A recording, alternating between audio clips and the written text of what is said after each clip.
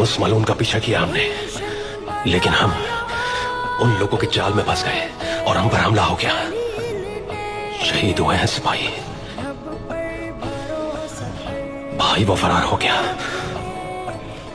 Turgut, Turgut, इसलिए बने हो सिपासालार कि तुम दुश्मनों के जाल में फंसकर जिन सिपाहियों को तुम्हारी जमानत में दिया वो शहीद हो जाए और तुम वापस आ जाओ। जवाब चाहिए तुर्गुत। माफ कर दे भाई, गलती हो गई।